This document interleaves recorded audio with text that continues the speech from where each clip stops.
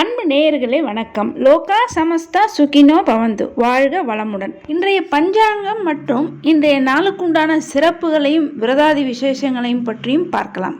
செவ்வாய்க்கிழமை ஜூலை மாதம் 2ஆம் நாள், குரோதி ஆண்டு ஆணி 18ஆம் நாள்.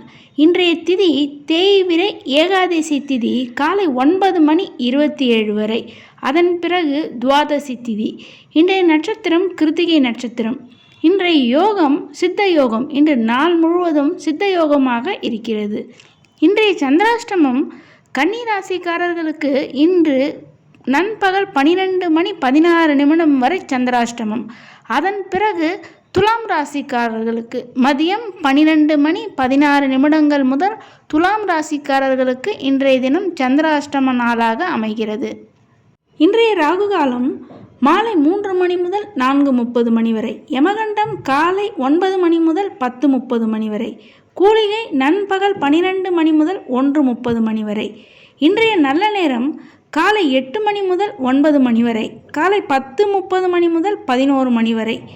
நண்பகல் 12 மணி முதல் 1 மணி வரை. மாலை 4:30 மணி முதல் 6 மணி வரை. இரவு 7 மணி முதல் 8 மணி வரை.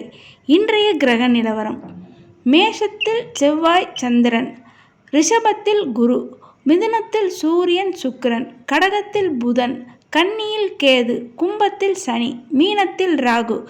இன்று நண்பகல் 12:16 சந்திர பகவான் மேஷராசியிலிருந்து ரிஷபராசிக்கு பெயர்ச்சி ஆகிவிடுவார்.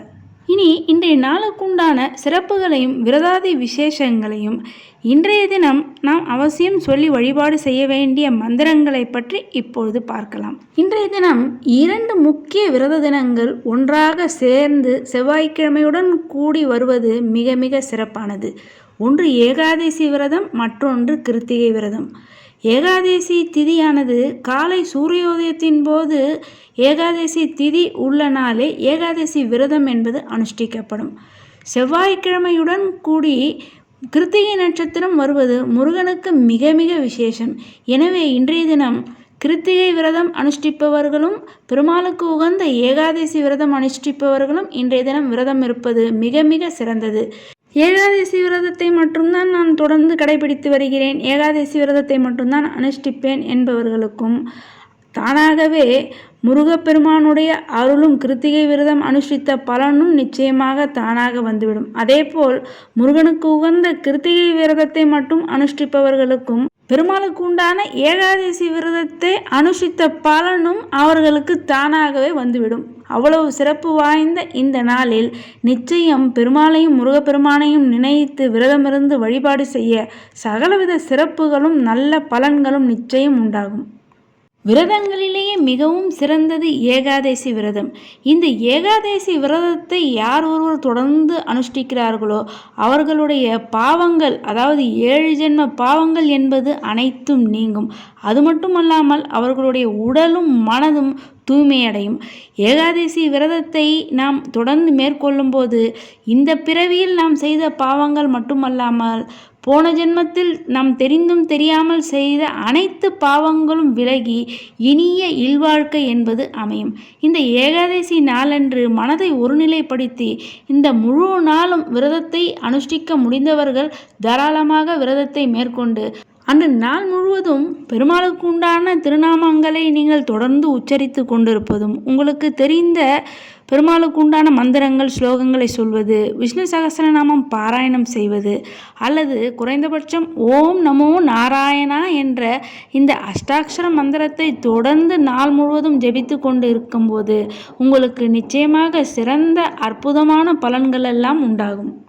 அடுத்ததாக செவ்வாய்க்கிழமையுடன் கூடிய இந்த கிருத்திகை நட்சத்திரம் வரக்கூடிய இந்த நாளில் முருக வழிபாட்டிற்கு மிக மிக உகந்த நாள். இன்றைய தினம் கந்த சஷ்டி படிப்பது என்பது மிக சிறப்பான நற்பலன்களை உங்களுக்கு தருவதாக அமையும். செவ்வாய்க்கிழமையும் கிருத்திகை நட்சத்திரமும் கூடிய இந்த நாளில், அதாவது செவ்வாய் தோஷம் உள்ளவர்கள், திருமண தடை உள்ளவர்கள், இந்த செவ்வாய் தோஷம் விலக, திருமண தடை விலகுவதற்கு இன்றைய தினம் மாலையில் முருகன் ஆலயங்களுக்கு சென்று முருகப்பெருமானை மனமாற வழிபாடு செய்து அதன் பிறகு 6 சுமங்கலி பெண்களுக்கு மங்கள பொருட்களை இன்றைய நாளில் நீங்கள் தருவதன் மூலமாக எத்தகைய தோஷங்களாக இருந்தாலும், எத்தகைய செவ்வாய் தோஷம், திருமண தடைகள் இருந்தாலும் அவை அனைத்தும் நீங்கி விரைவிலேயே நல்ல திருமண வாழ்க்கை என்பது அமையும். திருமண தடை உள்ளவர்கள், செவ்வாய் தோஷம் உள்ளவர்கள் மட்டும்தான் இன்றைய நாளில் விரதமிருந்து முருகனை வழிபாடு செய்ய வேண்டும் என்பது இல்லை.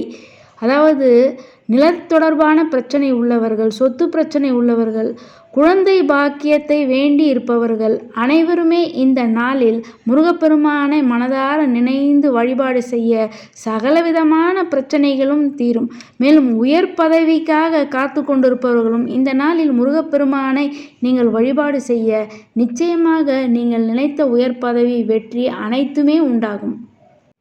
திருமண தடை உள்ளவர்கள் இந்த செவ்வாய்க்கிழமையுடன் கூடிய கிருத்திகை நட்சத்திர நாளை நிச்சயம் தவறவிடாது. இந்த நாளில் விரதம் இருந்து நான் சொல்லும் இந்த மந்திரத்தை நீங்கள் 12 முறை இந்த நாளில் உச்சரித்து முருகப்பெருமானையும் பெருமாளையும் வழிபாடு செய்ய விரைவிலேயே எப்பேற்பட்ட திருமண தடைகள் இருந்தாலும் அவை அனைத்தும் தகர்ந்து உங்கள் மனம் போல் மன வாழ்க்கை என்பது அமையும். இன்றைய நாளில் ஸ்ரீ கல்யாண சுந்தரேஸ்வரர், ஸ்ரீ லக்ஷ்மி நாராயணர், ஸ்ரீ வள்ளி தேவசேனா சுப்பிரமணியர், அம்பிகையை மனதார எண்ணிக்கொண்டு நான் சொல்லும் இந்த ஸ்லோகத்தை 12 முறை நீங்கள் சொல்லி வழிபாடு செய்ய நிச்சயமாக உங்களுடைய திருமண தடைகள் என்பது அனைத்தும் விலகி விரைவிலேயே உங்களுக்கு நல்ல மன வாழ்க்கை என்பது அமையும். அந்த மந்திரத்தை இப்போ நீங்கள் ஸ்க்ரீனில் பார்க்கலாம். ஓம் ஸ்ரீ கல்யாண சுந்தரேஸ்வர நமக, ஓம் லக்ஷ்மி நாராயணாய நமக. இந்த எளிய மந்திரத்தை இன்றைய நாளில் 12 முறை தொடர்ந்து நீங்கள் சொல்லி முருகப்பெருமானையும் பெருமாளையும் வழிபாடு செய்ய எப்பேற்பட்ட தடைகளாக இருந்தாலும் அவை அனைத்தும் நீங்கும். நம்பிக்கையுடன் சொல்பவர்களுக்கு நிச்சயம் நல்ல பலன் என்பது உண்டாகும். அடுத்ததாக இன்றைய தினம் கூர்ம ஜெயந்தி. இந்த கூர்ம ஜெயந்தி அன்று நீங்கள் கூர்ம அவதாரத்தை வழிபாடு செய்ய உங்களுடைய கஷ்டங்கள் அனைத்தும் விலகும். தேவர்களை காப்பதற்காக மகாவிஷ்ணு எடுத்த ஆமை வடிவம்தான் கூர்ம அவதாரம். இந்த ஆனி மாத தேய்பிறை துவாதசியில்தான் தேவர்களை காப்பதற்காக மகாவிஷ்ணு கூர்ம அவதாரம் எடுத்தார். திருமாலின் தசாவதாரங்களில் 2வது அவதாரம்தான் கூர்ம அவதாரம். கூர்மம் என்றால் ஆமை என்று பொருள். ஆமை வடிவம் கொண்டு பல நன்மைகளை தேவர்களுக்கு வழங்கினார் மகாவிஷ்ணு. கூர்ம அவதாரம் என்பது யாரையும் அழிப்பதற்காக எடுக்கப்படாமல் அனைவரும் நல்ல முறையில் வாழ வேண்டும் என எடுக்கப்பட்ட ஒரு மகத்தான அவதாரம் என்றால் அது கூர்ம அவதாரம்தான். தேவர்களின் துன்பங்களை போக்கவும் பக்தர்களுக்கு அருள்பாலிப்பதற்காகவும் திருமால் மிகப்பெரிய கூர்மமாக, அதாவது ஆமை வடிவம் அவதாரமாக எடுத்து பார்க்கடலில் நுழைந்து மந்தார மலையை தாங்கி பிடித்தார். அதன்பின் தேவர்களும் அசுரர்களும் மலையை கடைய அதிலிருந்து காமதேனு, கற்பக விருஷம், வெண்குதிரை, ஐராவதம், அமிர்த கலசம் என ஒன்றொன்றாக வெளிவந்தது. தேவர்களும் பூலக மக்களும் நன்மையை பெற வேண்டும் என்பதற்காகவே மகாவிஷ்ணு கூர்ம அவதாரம் எடுத்தார். எனவே கூர்ம ஜெயந்தி தினமான இன்றைய தினம் கூர்ம அவதாரத்தை நாம் வழிபாடு செய்ய சனி தோஷம் என்பது நிச்சயமாக நீங்கும். அது மட்டுமல்லாமல் எப்பேற்பட்ட கஷ்டங்களாக இருந்தாலும் அது அனைத்தும் நீங்கும்.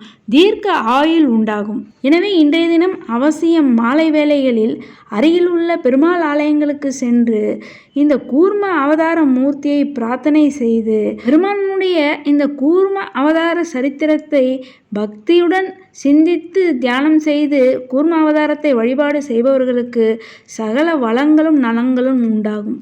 அன்பு நேயர்களே, இது போன்று தினமும் பஞ்சாங்க விவரத்தையும் அன்றைய நாளுக்கு உண்டான முக்கிய விரதாதி விசேஷங்களை பற்றி தெரிந்து கொள்வதற்கு நமது சேனலை இதுவரை சப்ஸ்கிரைப் செய்யாத அன்பர்கள் சப்ஸ்கிரைப் செய்து பெல் பட்டனை அழுத்தி தொடர்ந்து இணைந்து ஆதரவு தர அன்புடன் கேட்டுக்கொள்கிறேன். மேலும் இந்த பதிவை மற்றவர்களும் கேட்டு பயனடையும் வகையில் அனைவருக்குமே இந்த பதிவினை ஷேர் செய்து தொடர்ந்து இணைந்திருக்க அன்புடன் கேட்டுக்கொள்கிறேன். நன்றி.